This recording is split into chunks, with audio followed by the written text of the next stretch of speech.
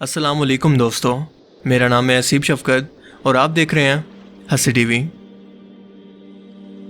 دوستو، ایک مسلمان ہونے کے ناطے اللہ تعالیٰ کی پیدا کردہ مخلوقات یعنی کہ جنات اور فرشتوں کی دنیا کے حقیقی ہونے پر ہمارا ایمان ہے، جو کہ انسانوں کی طرح بظاہر ہمیں اپنی آنکھوں سے نظر نہیں آتی، لیکن در حقیقت یہ وجود رکھتی ہیں۔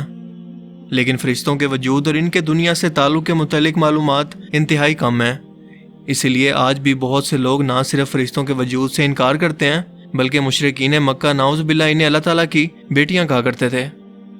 جس کی قرآن کریم نے حقیقت کچھ اس طرح سے واضح طور پر بیان کی ہے کہ یہ صرف اللہ تعالیٰ کی عبادت اور فرما برداری کے لیے نور سے پیدا کی گئی ایسی مخلوق ہے جس میں کوئی خواہشات، جنس، نیند، بھوک اور تھکاوٹ جیسی کسی بھی چیز کا تصور ہی موجود نہیں۔ اور دنیا کے پہلے انسان یعنی حضرت آدم علیہ السلام کی تخلیق سے پہلے بھی یہ مخلوق موجود تھی۔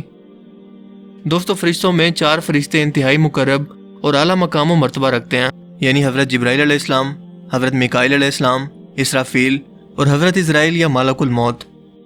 ہر ایک کی الگ الگ ذمہ داریاں ہیں جسے وہ پیدا ہونے سے لے کر اپنی موت تک ہر لمحہ نبھاتے رہیں گے، مگر اس کے ساتھ ساتھ وہ ہر لمحہ اللہ تعالیٰ کی حمد و ثنا اور پاکی کو بیان کر رہے ہیں۔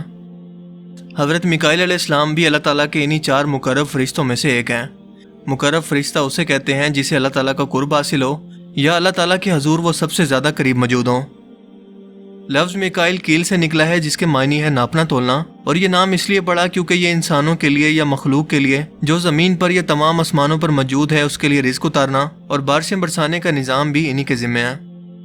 بارش کا ایک ایک قطرہ کہاں پر گرے گا اور اس سے کیا کچھ اگے گا، اس سب کا حساب بھی وہ رکھتے ہیں، اور ایک کیڑے کو اللہ تعالیٰ کے حکم سے پتھر کے اندر بھی رزق پہنچانا انہی کا کام ہے۔ اللہ تعالیٰ کے ہاں ان کا نام ہے عبید اللہ۔ رسول پاک صلی اللہ علیہ وآلہ وسلم نے ارشاد فرمایا کہ میرے 2 وزیر آسمان میں ہیں اور 2 زمین پر۔ آسمانوں پر میرے وزیر جبرائیل اور میکائیل ہیں، جبکہ زمین پر ابو بکر اور عمر۔ اللہ تعالیٰ کا ایک گھر یعنی کعبۃ اللہ جو کہ زمین پر موجود ہے، اسی طرح کا ایک اور کعبہ بالکل اسی کے اوپر عرش پر بھی موجود ہے جسے بیت المعمور کہتے ہیں، اور یہاں پر ہر وقت 70,000 فرشتے اس کا طواف کرتے رہتے ہیں، اور ایک فرشتہ جو ایک بار اس کا طواف کر لے دوبارہ فرشتوں کی بے انتہا تعداد کی بدولت اس کی باری کبھی بھی نہیں آتی۔ اس بیت المعمور کے مؤذن حضرت جبرائیل علیہ السلام اور اس کے امام حضرت میکائیل علیہ السلام ہیں، یعنی کہ یہ فرشتوں کی عبادت کے لیے جماعت کرواتے ہیں۔ ان کی باقی فرشتوں پر برتری کا اندازہ اس بات سے لگائیں کہ قرآن کریم کی سورہ البقرہ میں اللہ پاک فرماتے ہیں کہ جو شخص اللہ اور اس کے فرشتے یعنی کہ میکائیل اور جبرائیل کا دشمن ہے تو وہ کافر ہے اور خدا کافروں کا دشمن ہے۔ بائبل کے اندر ان کے بارے میں بیان ہوتا ہے کہ ان کی ذمہ داری یہودی قوم کی دیکھ بھال کرنا تھی۔ انہوں نے ہی شیطان سے حضرت موسیٰ علیہ السلام کی لاش سے متعلق بحث و تکرار بھی کی تھی۔ یہی وہ فرشتے ہیں جو بیابان میں حضرت موسیٰ علیہ السلام سے ہم کلام بھی ہوئے تھے، جبکہ مکاشہ کی کتاب میں یہ بھی درج ہے کہ میکائیل علیہ السلام نے ہی دوسرے فرشتوں کے ساتھ مل کر ابلیس اور اس کے شیاطین سے جنگ کی تھی۔ فرشتوں کو اللہ تعالیٰ نے یہ صلاحیت دی ہے کہ وہ کسی بھی وقت اللہ کے حکم سے زمین پر انسانوں کی شکل میں ظاہر ہو سکتے ہیں۔ اس کا حوالہ ہمیں کئی اسلامی روایات سے بھی ملتا ہے۔ اسی طرح سے جب حضرت میکائیل زمین پر اترنا چاہتے ہیں تو ان کا ایک پاؤں ساتوں جنت میں ہوتا ہے اور دوسرا پاؤں ساتوں زمین پر، لیکن قرآن کریم میں ان کی ذمہ داری صرف مخلوقات کو رزق پہنچانے اور بارش، بادل، بجلی، آندھی وغیرہ پر کنٹرول ہی بیان ہوتا ہے۔ اس کے علاوہ ان کی جسامت اور شخصیت سے متعلق کوئی بھی مستند حوالہ اور روایت موجود نہیں ہے۔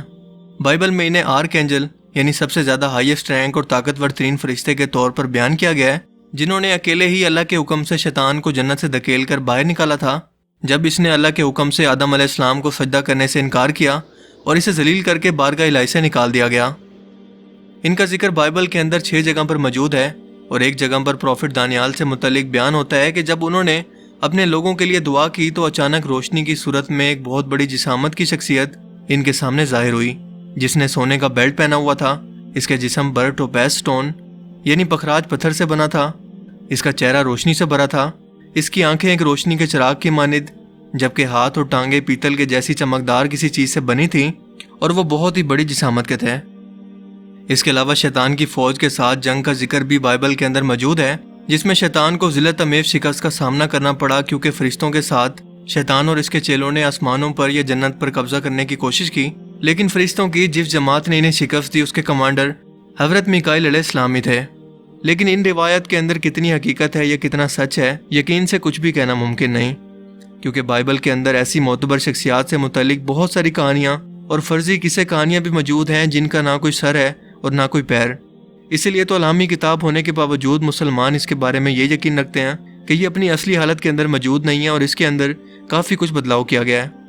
لیکن کیا یہ روایات اسی بدلاؤ کا نتیجہ ہیں یا حقیقت ہیں، اس کے بارے میں کچھ بھی کہنا مشکل ہے۔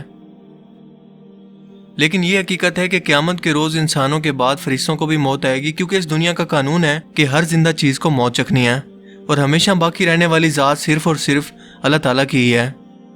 قیامت کے روز ملک الموت باقی 3 فرشتوں یعنی حضرت جبرائیل علیہ السلام، حضرت اسرافیل اور میکائیل علیہ السلام کی روح کو قبض کریں گے، لیکن ملک الموت کی روح کو خود اللہ تعالیٰ قبض کریں گے